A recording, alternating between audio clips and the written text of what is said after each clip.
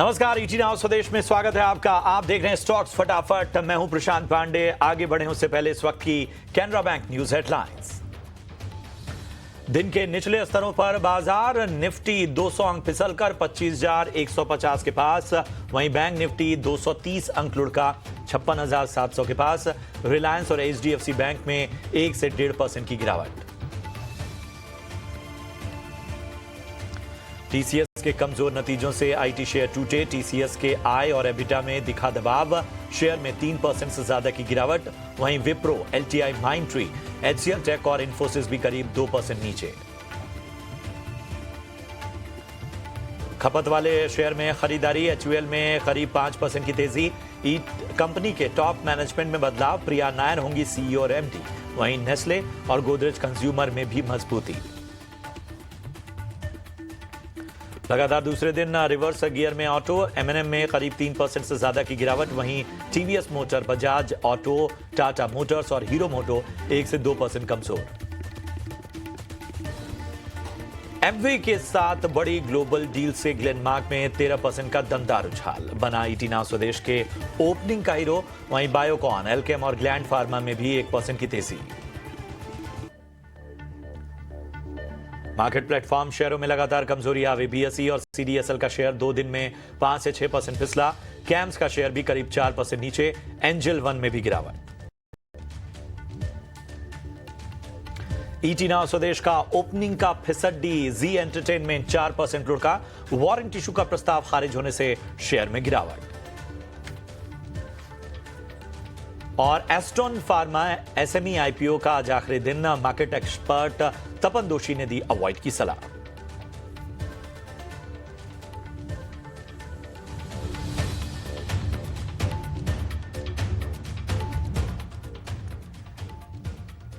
जी हाँ, स्टॉक्स फटाफट आप देख रहे हैं और लगातार इस शो में हम फटाफट अंदाज में आप कई सारे सेक्टर, स्टॉक्स और इन सब की बातें करेंगे। इसके अलावा आपको ट्रेडिंग और ऑप्शन से कमाई का मौका भी बताएंगे।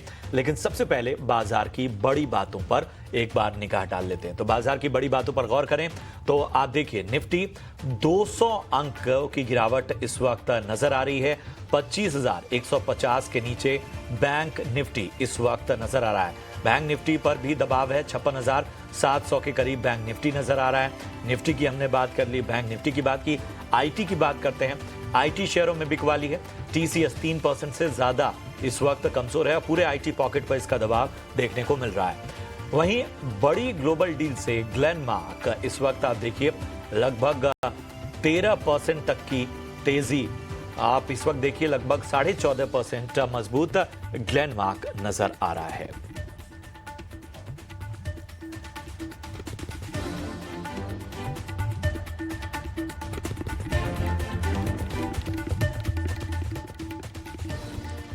और आज हमारे साथ चर्चा में जुड़ रहे हैं वाचना इन्वेस्टमेंट्स के सीए रुद्रमूर्ति साहब। रुद्रमूर्ति जी नमस्कार, प्रशांत बात कर रहा हूं। अच्छा लग रहा है आपको शो में जोड़ते हुए, शामिल करते हुए। मैं बाजार का एक ब्यौरा दे देता हूं। 25,150 के पास इस वक्त निफ्टी 200 अंकों से ज्यादा की गिरावट यहां पर नजर आ रही है। वहीं बैंक निफ्टी 250 अंक गिरा हुआ है 56,700 के पास। एडवांस डिक्लाइन रेशियो बता रहा है कि स्टॉक और सेक्टर स्पेसिफिक एक्शन में भी आज सुस्ती नजर आ रही है। तो इन तमाम संकेतों को अगर देखें और खासतौर पे आईटी पे जो दबाव है उसे देखें, इन सब को देखते हुए रुद्रमूर्ति जी बताइए बाजार पे क्या रणनीति रखी जाए। Prashant ji, good afternoon, thanks for having me in the show. मेरे को पहला ये निफ्टी का 25,000 सपोर्ट बहुत क्रूशियल है। And till we are above 25,000 on Nifty, ये मार्केट एवरी डिप पर बाइंग अपॉर्चुनिटी है। सिमिलर लेवल्स बैंक निफ्टी में देखा है तो वो 56,000 है। So till we are above 56,000, again bank Nifty every dip is a buying opportunity. मेरे को bank Nifty relatively compare to Nifty, it is definitely more stronger. So PSU banks especially looks very good. And again, if you are very sector specific and stock specific, only then you can make money in this market. And अभी time wise consolidation market में चल रही है। And for me, Nifty above 25,000, Bank Nifty above 56,000. Use every dip as a buying opportunity. तो bye on dips, यानी कोई correction और गिरावट आए तो उसमें खरीदारी की रणनीति आपको बनाकर चलनी है। रुद्रमूर्ति साहब, आज खास तौर पे हमें एफएमसीजी की बात करनी होगी और एफएमसीजी की चर्चा इसलिए भी बहुत आवश्यक हो जाती है क्योंकि एफएमसीजी में एक्शन अलग तरह का है। कंजम्पशन स्पेस वैसे से ही फेवरेट रहा है लोगों का, ट्रेडर्स हों, इन्वेस्टर्स हों, सभी का। एचयूएल में आज हमने देखा जबरदस्त तेजी नजर आई। पूरे एफएमसीजी पॉकेट में हम देखें तो वहां पर नेस्ले, गोदरेज कंज्यूमर, इन सभी में अच्छी तेजी देखने को मिल रही है। एचयूएल की खबर भी थी, वहां पर विमेन लीडरशिप पहली बार सामने आई है और टॉप मैनेजमेंट में बदलाव के बाद प्रिया अब एमडी और सीईओ की कमान संभालेंगी। तो इस पूरे कंजम्पशन स्पेस को और इस खबर के अलावा बाकी चीजों को अगर हम फैक्टर देखें तो आप कैसे इसे देख रहे हैं? प्रशांत जी, मेरे को टॉप 2 सेक्टर्स अभी पिक करना है तो पहला है फार्मा और दूसरा है एफएमसीजी। और after the budget whatever relief and tax benefits were given, that is now playing, and fundamentally also ये दोनों सेक्टर में मार्जिन ऑफ सेफ्टी है, वैल्यूएशन कंफर्ट है, एंड अभी भी even after the upmove whatever you are seeing in Hindustan Unilever, current market price and on every dips to levels closer to that 2450, it is a buying opportunity. मैं अभी rate पर भी खरीदना चाहता हूं हिंदुस्तान यूनिलीवर को, और every dips to 2450 by Hindustan Unilever, it will still do good from current market price. So next to pharma, definitely for me FMCG looks very good, and you can even pick up stocks like Nestle, Tata Global. So these are all few stocks which looks very good, but you have to be very choosy and stock specific. Similarly pharma देखा है तो already Glenmark में बड़ा move आज आया है news का बाद में, but still you have stocks like Laurus Lab, Biocon. All these are very, very good stock. Any dip you get in, even for that matter Glenmark, use it still as a buying opportunity. So for me pharma and FMCG will do very, very good. And in pharma I do like Laurus Lab, Biocon and Glenmark. And in FMCG, definitely Hindustan Unilever looks very good. You can even look at Tata Consumer, that also looks very good. And every dip is to be used as buying opportunity in this market. 25,000 का ऊपर Nifty है तो all fall has to be used as buying opportunity. I will change my view only if nifty comes below 25,000. And similarly if you see bank nifty, वो 56,000 very crucial support है. When we had India Pakistan geopolitical tension, nifty was at 24,500, and in fact it had even come to 23,800. From there we have already seen a 1,500 point rally. वो 1,500 point rally के बाद में 500 point kind of a small time wise consolidation is what we are seeing, and result season will be very, very important. अभी tariff का क्या था अब तक, that gave the trigger for time wise consolidation from the higher level, but from now on, yesterday we have already started TCS result, and yes, the upcoming result season will have a big move in market.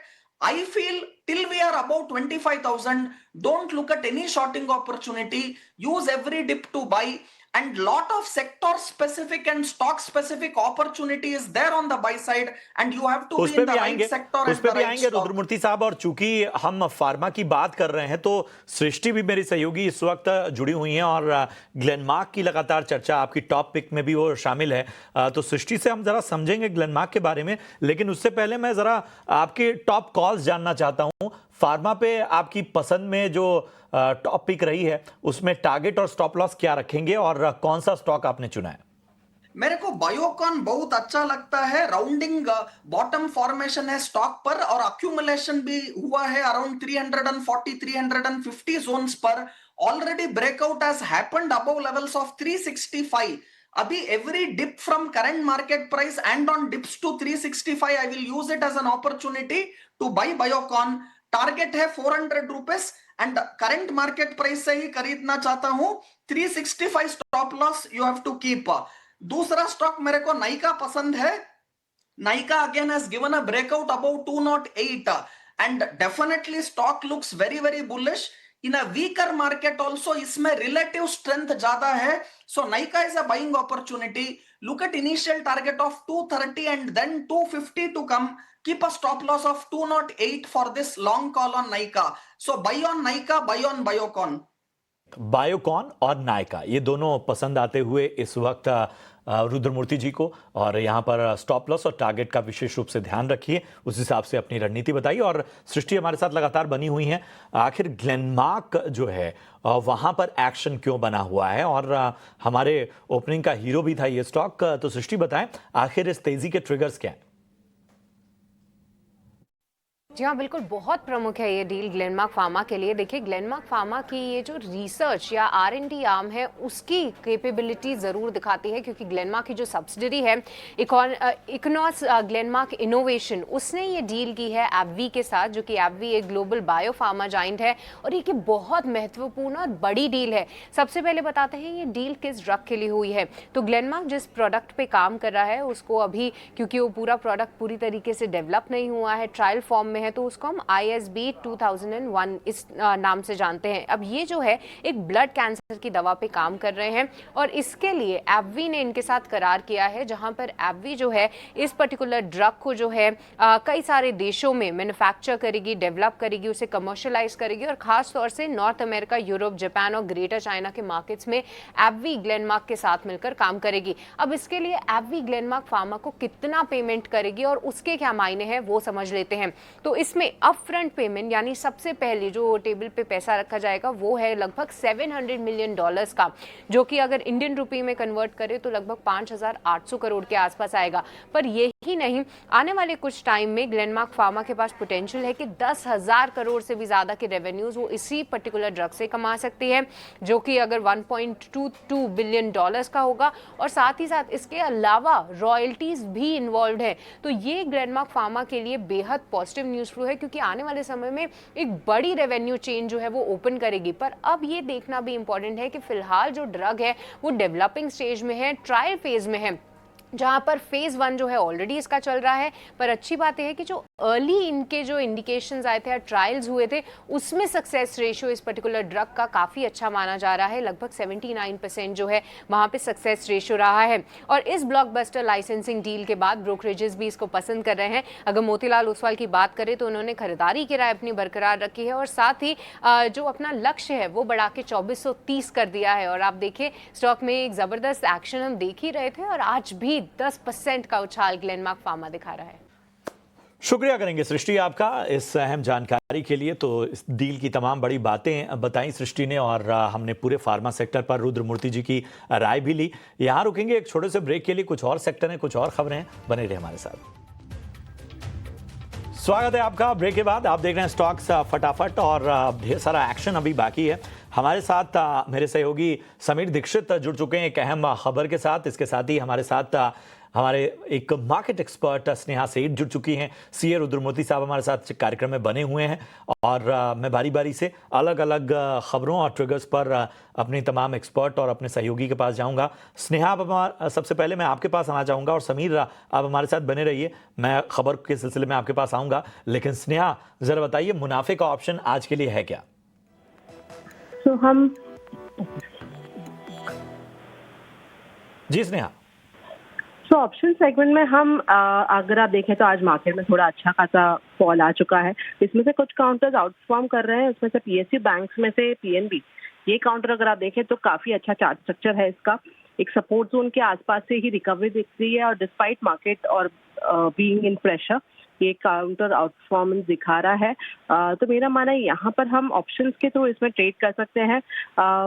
PNB की 120 की जो call है, 112 की जो call है उसे bye करना है। अराउंड 2.252 के रेंज में इसे बाय करना है। स्टॉप लॉस 1.75 का लगाना है, 3.2 का इसका टारगेट रहेगा। लॉट साइज थोड़ा सा बड़ा है इसमें, इसके लिए रिस्क रिवॉर्ड रेशियो उस हिसाब से सेट किया हुआ है। जो लॉसेस है वो लिमिटेड है टुवर्ड्स 4,000, और जो प्रॉफिट पोटेंशियल रहेगा दैट विल बी अराउंड 7,000। शुक्रिया करेंगे स्नेहा आपका इस अहम रणनीति के लिए। तो पीएनबी में ऑप्शन की रणनीति, स्टॉप लॉस, टारगेट और तमाम बातों का ध्यान रखिए, लेकिन इसके साथ ही सेबी के स्टैंडर्ड रिस्क डिस्क्लोजर का भी आपको ध्यान रखना होगा, जो फ्यूचर और ऑप्शन ट्रेडिंग के बारे में आपको आगाह करता है, जो बताता है कि फ्यूचर और ऑप्शन ट्रेडिंग में 90% लोग पैसे गंवाते हैं। इसलिए सोच समझकर ट्रेडिंग करें और इसके साथ ही अपने वित्तीय सलाहकार यानी फाइनेंशियल एडवाइजर की सलाह जरूर लें। चलिए अब बढ़ते हैं आगे और समीर के पास चलते हैं। समीर, हमें जरा बताइए क्या खबर है आज आपके पास? कुछ इलेक्ट्रिक मोबिलिटी को लेकर अहम बातें सामने आ रही थी। भारी उद्योग मंत्रालय ने पीएम ई ड्राइव स्कीम के तहत इलेक्ट्रिक ट्रक के लिए नोटिफिकेशन जारी कर दिया है, गाइडलाइंस जारी कर दी गई हैं और अब जितने भी संभावित प्लेयर्स होंगे जो इलेक्ट्रिक ट्रक्स में पार्टिसिपेट करना चाहते हैं वो इन गाइडलाइंस के तहत इस पूरी स्कीम में पार्टिसिपेट कर सकते हैं। आपको बता दें कि 1 अक्टूबर 2024 को पीएम ई ड्राइव स्कीम को लॉन्च किया गया था, जिसका बजटरी आउटले 10,900 करोड़ रुपए था और इलेक्ट्रिक ट्रक के लिए विशेषकर 500 करोड़ का प्रावधान किया गया था। तो जो इलेक्ट्रिक ट्रक इसमें गाइडलाइंस के तहत इसमें जिक्र किया गया है वो 2 कैटेगरी की रहेंगी, N2 और N3 कैटेगरी। N2 रहेगी 3.5 टन से लेकर के 12 टन तक और N3 कैटेगरी 12.5 टन से लेकर के 18.5 टन तक रहेंगी और उसी के हिसाब से इंसेंटिव भी प्रपोज किए गए हैं। मसलन अगर आप 3.5 से 7.5 मतलब अपर लिमिट मैक्सिमम 7.5 टन का है तो 2.7 लाख का इंसेंटिव है। 7.5 से 12 टन मैक्सिमम अगर है तो 3.6 लाख, 12 से 18.5 टन तक का है तो 7.8 लाख का इंसेंटिव प्रपोज किया गया है। तो अलग अलग इंसेंटिव प्रपोज किए गए हैं, लेकिन जो मॉडल या फॉर्मूला जिसको अपनाया गया है वो है 5,000 रुपये प्रति किलोवाट आवर के हिसाब से इंसेंटिव दिए जाएंगे और मैक्सिमम कैपेसिटी रहेगी जो भी व्हीकल इलेक्ट्रिक ट्रक होगा उसके फैक्ट्री प्राइस का अधिकतम 10%। तो ये कैपिंग रखी गई है। तो कुल मिलाकर के ई ट्रक्स को के लिए सरकार ने अब गाइडलाइन भी जारी कर दिया और सरकार को उम्मीद है कि सिर्फ इलेक्ट्रिक कार या इलेक्ट्रिक बाइक ही नहीं, बहुत जल्द अब सड़कों पर इलेक्ट्रिक ट्रक भी नजर आएंगे। बहुत बहुत शुक्रिया करेंगे इस अहम जानकारी के लिए समीर आपका। और रुद्रमूर्ति सर, मैं आपके पास आना चाहूँगा। ईवी और बाकी चीज़ों को लेकर अगर हम देखें, ख़ास तौर पे जिस तरह के सरकार कोशिशें कर रही है उसे किस तरह से देखा जाए? मतलब क्योंकि ईवी एज अ सेक्टर अगर हम बात करें या उसे प्ले आउट की बात करें तो नर्म और गर्म मामला चलता रहता है, बड़े बड़े प्लेयर्स तक की धराशायी होते हमने देखा है। फिर भी इस सेक्टर को अगर एक बेहतर नजरिए से देखें तो क्या होना चाहिए? प्रशांत जी, मेरे को specifically in the sector of automobile and if you want to do an EV play there, definitely only 2 stocks I will pick there. Number 1 will be Mahindra and Mahindra. And for me, M&M is a stock which I will still bet if I have to play the EV theme. And second best stock in that will be Maruti. So मेरे को Tata Motors पर लगातार resistance है 700, 710 पर. So I will not pick Tata Motor. So if I have to pick 2 stocks and if I have to play the EV theme, definitely Mahindra and Mahindra will be my top pick. But again, short term, if you see, because of the tariff what came from US, and auto sector is definitely vulnerable for tariff. So for that, I am telling wait for lower levels to buy. Might be closer to that 3,000, 2,950. I will be a buyer in M&M, not at current market price, but buy it on a dip to 2,950, 3,000 level. And if you have to take the second stock, definitely that will be Maruti. And on dips to levels closer to that 12,000 to 12,100, that will be a good opportunity to buy Maruti. So Maruti close to 12,000, 12,100 accumulate, and M&M will be my top pick if you want to play the EV theme. बिल्कुल, तो ये है राय इस वक्त आपको मिलती हुई इन तमाम स्टॉक पे। तो ये तमाम राय और स्टॉक्स फटाफट में हमने तमाम आपको सेक्टर्स और बाकी चीज़ों की राय भी आपके सामने रखी। और रुद्रमूर्ति सर, बढ़ेंगे आगे और जाहिर सी बात है कि इन सब के बीच में सवाल उठता है कि अब यहाँ से कौन सी टॉप पिक आपकी होंगी?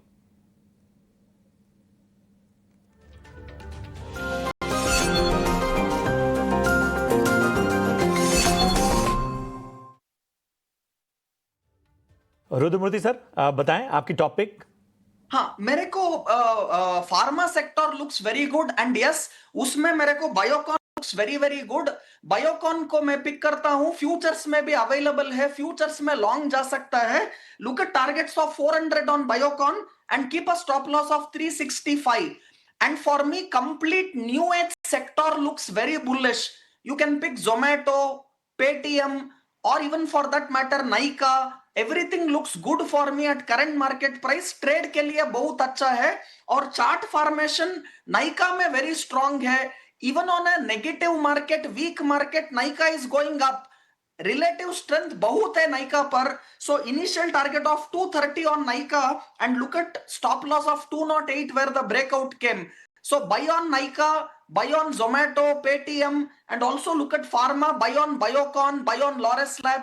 These two sectors will do very good. बिल्कुल. And फार्मा these और न्यू एज stocks- सेक्टर जो हैं वो रुद्रमूर्ति जी को पसंद आते हुए और इसमें कौन सी टॉपिक है वो भी आपके सामने रखते हुए शुक्रिया करेंगे रुद्रमूर्ति साहब अपना कीमती समय देने के लिए और अपनी राय देने के लिए.